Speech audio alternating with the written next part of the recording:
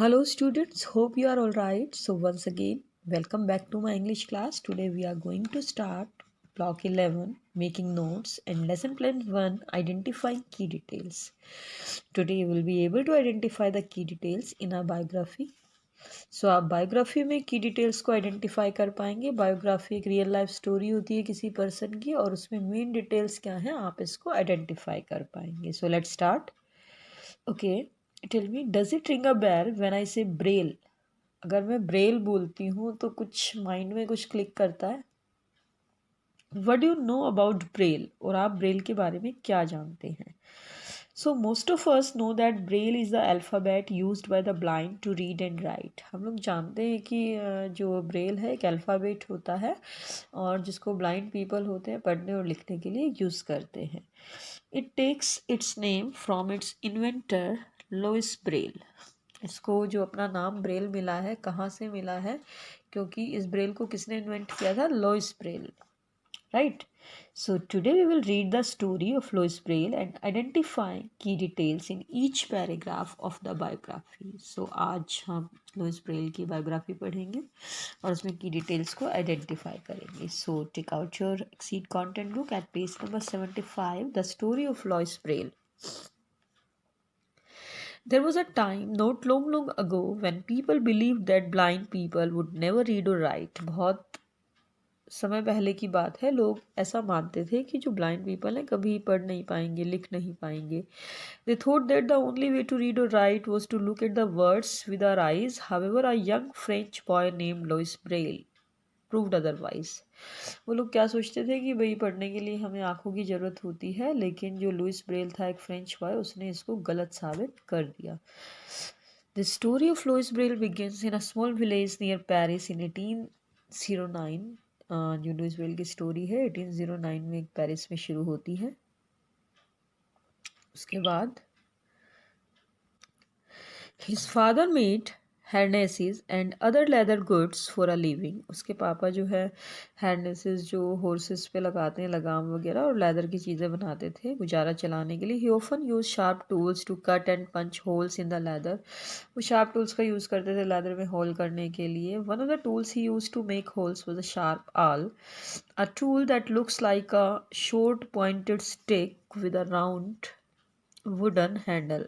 एक टूल होता था, पॉइंटेड स्टिक की तरह लगता था और उसका राउंड वुडन हैंडल होता था. So while playing one of his father's awls, जब वो उस टूल के साथ खेल रहा था, Louis hand slipped and accidentally poked one of his eyes. उसका हाथ फिसल गया, उसकी आंख में वो टूल लग गया. At first the injury didn't seam serious. शुरू शुरू में तो चोट इतनी ज़्यादा कुछ सीरियस नहीं लगी, but soon he would become infected and spread to both the eyes. और जल्दी ही वो इन्फेक्ट हो गया और दोनों आइज में फैल गया. By 1813 at the age of 4 he had lost sight in both his eyes. और दोनों ही आंखों की रोशनी चली गई थी 4 ईयर्स की एज में. So first paragraph we have read so far. So what is the key detail in the first paragraph? that by the age of 4 Louis Braille lost sight in both his eyes. इसमें ठीक है हमने बहुत सारा paragraph पढ़ा है, लेकिन इसमें मेन डिटेल क्या निकल के आ रही है कि Louis Braille lost his eyesight at the age of 4. मेन बात यही है इसमें. Now let's read further. Although he was blind, Louis was both intelligent and innovative. Owing to his extraordinary learning abilities, he was sent to school where he learned by listening to his teachers. Despite this, he did well and did not let this disability slow him down. हालांकि वो blind था लेकिन वो intelligent था, innovative था, new new ideas थे उसके पास. तो एक्स्ट्राऑर्डिनरी स्किल्स की वजह से उसे स्कूल भेजा गया. उसने अपने टीचर को सुन के बहुत सारी चीज़ें सीखी और इसके बावजूद भी उसने अच्छा किया और कभी भी अपनी जो ये वीकनेस थी ब्लाइंडनेस की, इसको कभी हावी नहीं होने दिया अपनी एबिलिटीज़ के ऊपर. सो इसमें की डिटेल सेकंड पैराग्राफ में क्या है कि although he was blind, he was intelligent and innovative. Thereafter, he was sent to National Institute of Blind Children in Paris in 1819. There, Louis found books for the blind to read. The 10-year-old Louis learned to read using raised wooden letters. Since the letters were made of wooden and big in size, the books themselves were large and bulky. The school had 14 such books, and Louis set about reading all of them He could feel each other, but it took him a long time to read a sentence. It took a few seconds to reach each word, and by the time he reached the end of a sentence, he almost forgot what the beginning of the sentence was about. Lewis felt that there should be a way for a blind person to read as quickly and easily as a sighted person. उसके बाद उन्हें blind children का national institute था Paris में 1819 में, वहाँ भेजा गया और वहाँ पे लुइस को बुक्स मिली ब्लाइंड पर्सनस के लिए पढ़ने के लिए। और जो 10 इयर्स का जो ये लुइस था, उन्होंने जो रेज्ड वुडन लेटर होते हैं उनको टच करके पढ़ना सीखा। Since the letters were made of would, अगर वो वुड के बने होते थे, बड़े होते थे साइज़ में, और बुक्स भी बहुत बड़ी होती थी, भारी होती थी, तो the school had 14 such books, 14 books मिलती थी उन्हें। और लुइस ने सोचा सभी वो पढ़ेगा बुक्स को, और वो हर लेटर को फील करता था, लेकिन उसे जो है सेंटेंस पढ़ने में बहुत प्रॉब्लम होती थी, बहुत टाइम लगता था। ईच वर्ड को वो पढ़ पाता था, लेकिन लास्ट तक धीरे धीरे ऐसे इवेंचुअली वो सेंटेंस भी पढ़ पाया, और वो भूल जाता था कि सेंटेंस किस बारे में, स्टार्टिंग क्या थी सेंटेंस की। तो वो चाहता था कि ऐसा कुछ वे वो फाइंड करे जिससे ब्लाइंड पीपल अच्छे से रीड कर पाएँ, राइट कर पाएँ। Then one day in 1821 a former captain Charles Barbier from the French army visited the school. So एक कैप्टन आया स्कूल में। Through him, the 12-year-old Louis was introduced to a secret letter code that enabled the soldiers to read without sound or light. उन्होंने जो है introduce कराया Louis को एक secret letter code से, कि जिससे आर्मी मैन जो होते हैं बिना साउंड और लाइट के पढ़ सकते हैं। Message by army officials could not be written on paper because the soldiers would have had to light a match stick to read them, and this would give them away to the enemy. जो army officer होते हैं वो message paper पे नहीं लिख सकते, क्योंकि soldier को जो है वो मैच स्टिक जलानी पड़ती थी उन्हें पढ़ने के लिए, क्योंकि अगर रोशनी होगी तो फिर वो एनिमी वहाँ से भाग जाएंगे, वो केयरफुल हो जाएंगे। Barbier's letter code used raised dots and dashes to represent sounds. Soldiers read the messages by running their fingers over them. Lewis realized that this letter code was more easily readable and would make it possible to write without sight. However, the army code was still a bit cumbersome.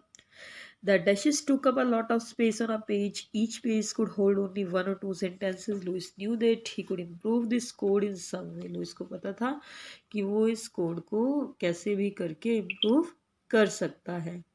So barber का जो code था वो raise dots पे था और dashes बने हुए थे साउंड को रिप्रेजेंट करने के लिए। सो सोल्जर्स कैसे पढ़ते थे मैसेज को, अपनी फिंगर्स को रन करके उनके ऊपर। सो लुइस ने रियलाइज़ किया कि जो लेटर कोड है ये इजीली रीडेबल है, इसको पढ़ सकते हैं और बिना देखे इससे लिख भी पाएंगे। जिन लोगों के पास साइट नहीं है, जो ब्लाइंड है, वो लिख भी पाएंगे। और उसको लग रहा था कि ये थोड़ी प्रॉब्लम तो है इसमें, लेकिन उसने सोचा कि वो इसको इम्प्रूव कर सकता है। Cumbersome means slow and complicated था थोड़ा।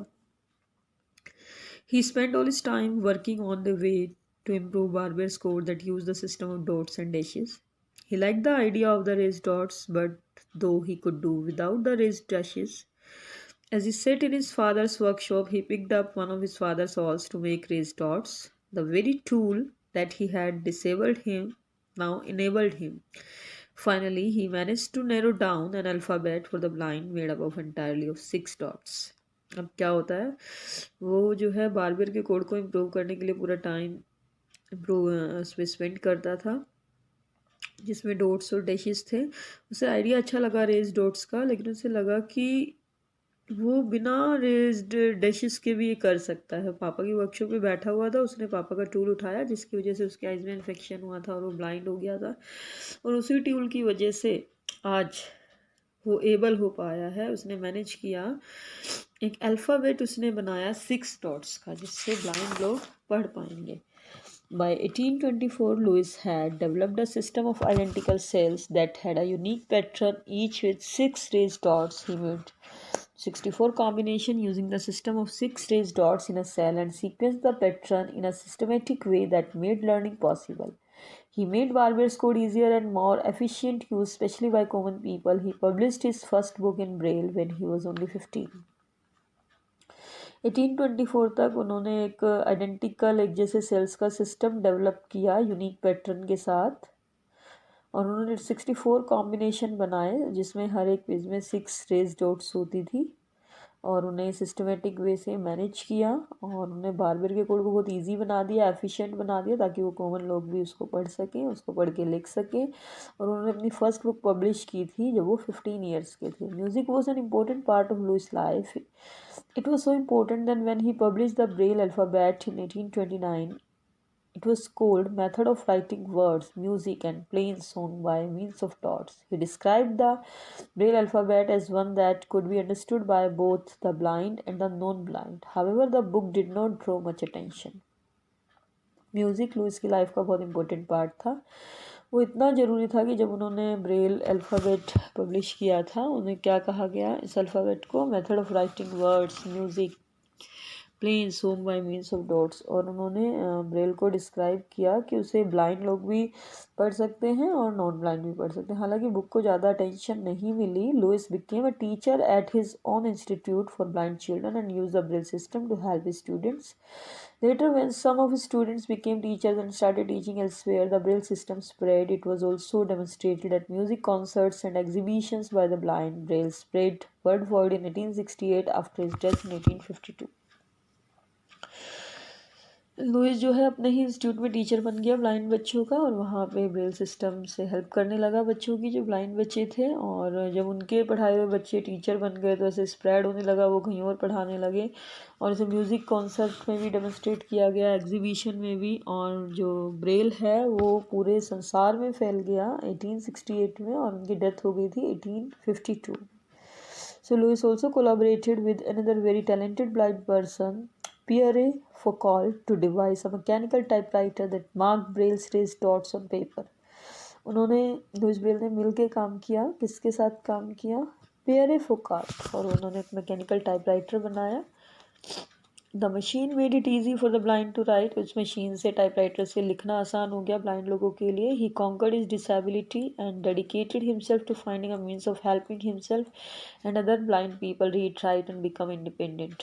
उन्होंने अपनी जो डिसेबिलिटी थी उनकी उसको जीत लिया और उन्होंने अपनी लाइफ को डेडिकेट कर दिया खुद के लिए, दूसरे ब्लाइंड लोगों के लिए, ताकि वो पढ़ पाएँ, लिख पाएँ, समझ पाएँ। The Braille system was inspired and helped millions of people across the world to communicate their brilliant thoughts and ideas, including famous ones like Helen Keller. तो ब्रेल सिस्टम ने काफ़ी लोगों की हेल्प की है, मिलियंस लोगों की हेल्प की है ताकि वो अपने आइडियाज़ कम्युनिकेट कर सकें, अपने आइडियाज़ बता सकें। जैसे हेलन केलर भी ब्लाइंड थी, उनके साथ उन्होंने भी ब्रेल से ही पढ़ा है। So, what key details did you underline? The key details of the biography are: by the age of 4, Louis Braille lost his sight in both eyes. Even though he learnt only by listening, he did well at the village school. In the school for the blind, the 10-year-old Louis learned to read using raised wooden letters. He was introduced to a secret army code that enabled the soldiers to read without light or sound. उन्होंने एक introduce कराया गया एक secret code से। He spent all his time working on finding a way to improve Barbier's code. How can we identify the key details in a biography? In a biography, the key details, key events are key details. जो main events होते हैं वही main details होती हैं। Each paragraph describe a key event in Louis biographies. हर paragraph में एक key event बताया गया है। His journey to developing and spreading the Braille alphabet, उन्होंने कैसे स्टार्ट किया ब्रेल अल्फ़ाबेट को, कैसे इन्वेंट किया, कैसे स्प्रेड किया। The events are something he did और something that happen to him, जो कुछ उन्होंने किया या उनके साथ क्या हुआ, तो इस तरह की मेन चीज़ें। For example, the key event for paragraph 5 is that he was introduced to a secret army code that enabled reading without light or sound। कि 5th पैराग्राफ का जो की डिटेल है वो है कि उन्हें सीक्रेट कोड से इंट्रोड्यूस कराया गया और जिसकी वजह से बिना लाइट और बिना साउंड के वो पढ़ पाए। This is something that happen to him, तो ये ऐसा कुछ है जो उनके साथ हुआ। The key event for paragraph 6 is that he work to improve Barbier's code, कि उन्होंने इम्प्रूव किया। This is something he did, ये उन्होंने कुछ किया। तो की डिटेल्स वही होती है कि उन्होंने क्या किया और उनके साथ क्या हुआ। What happened and in the time they happened are the key details in a biography. So what are the keywords in the key detail? अब key detail की तो बात हमने कर ली, key detail में keywords क्या है, main words कौन से हैं? Like by the age of 4 he lost sight in both the eyes. तो the keywords in the key details are lost sight. Main word क्या है? Lost sight. उनकी रोशनी चली गई थी आंखों की. These two words convey the meaning of the line. ये दोनों वर्ड ही पूरी लाइन का मीनिंग कन्वे कर रहे हैं. They tell us that the focus और the main idea of the paragraph. Keywords are those that summarize the focus of a paragraph in few words. So keywords क्या होते हैं जो पूरे पैराग्राफ को कुछ ही वर्ड्स में बता दें. So let's have a look at its worksheet at page number 5. Identifying key details. Read these paragraphs from the story of Lois Braille. आपको पैराग्राफ रीड करने हैं. Write the key detail लिखनी है और keywords लिखने हैं. So this exercise you have to do on your own, and if you have any confusion you can ask me.